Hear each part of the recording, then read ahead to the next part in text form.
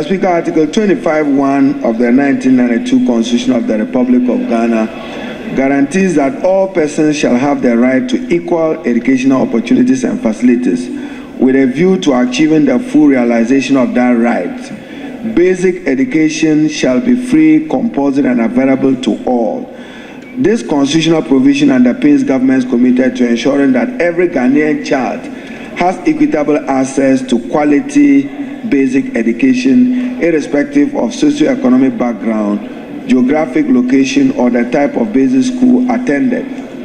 Mr. Speaker, the placement of candidates into senior high school under the computerized school selection and placement system, the CSSPS, is guided by the principle of fairness, merit, transparency, and equity, while academic performance remains the primary basis for placement.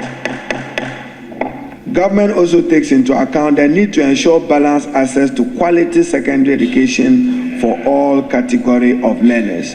Mr. Speaker, for the 2025 placement exercise, a total of 734,382 vacancies were declared across all senior high schools and senior high technical schools and technical and vocational institutions.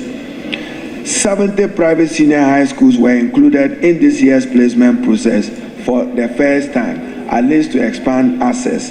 These private institutions collectively declared 25,500 vacancies. Their strategic inclusion helped ease the congestions in public schools as part of our effort to phase out the double track system.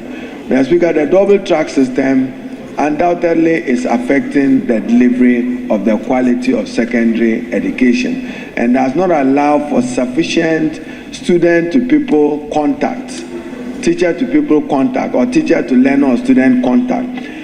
But, Mr. Speaker, historically, there are imbalances in the provision of quality secondary education.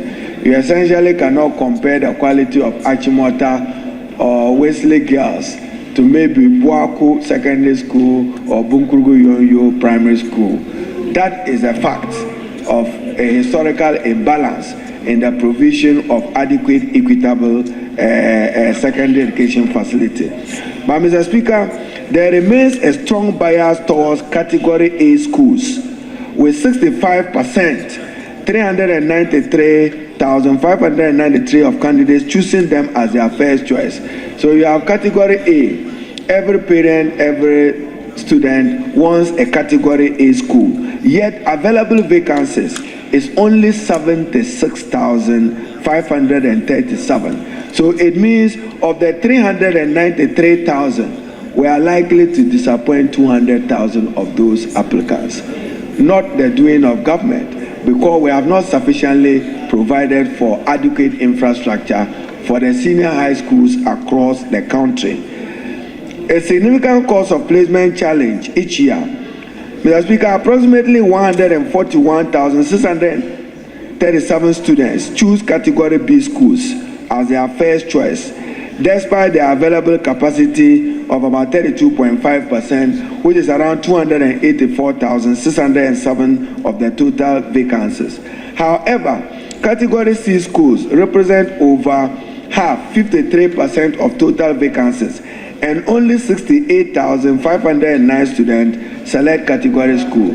So, Mr. Speaker, every student wants a Category A school, or at worst, under the circumstance, a Category B schools. Mr. Speaker, that is why we designed the Star J initiative, which I reported here, Mr. Speaker, at my last appearance, that the World Bank is supporting us with $300 million to build at least 10 new senior high schools across the country, including technical and vocational institutions.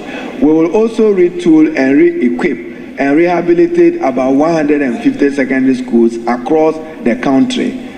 That I'm awaiting the Minister of Finance, then we get a joint cabinet memo and walk it back to Parliament for Parliament consideration.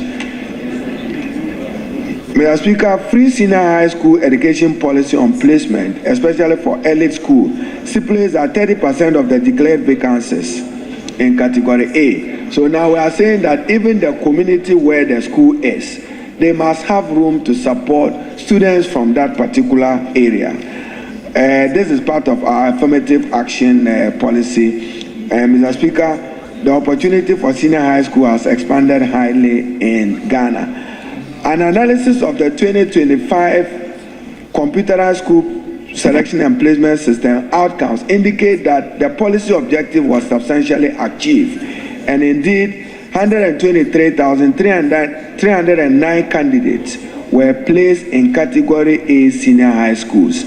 71,406 were graduates of public basic schools, representing 57.91% of total placement, while 51,000 graduates of private basic schools accounted for 42%. These results, Mr. Speaker, demonstrates that the placement exercise not only met the policy requirement of reserving at least 30% of vacancies for public basic school graduates, but it significantly surpassed it.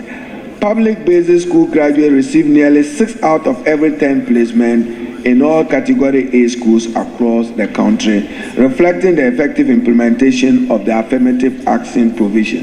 Mr. Speaker, we are currently revising the CSSPS so that we have an improved portal to allow for more transparency and equity in it.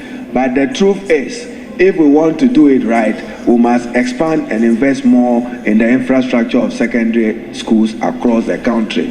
Both dormitories and classrooms will have to be provided for. I thank you.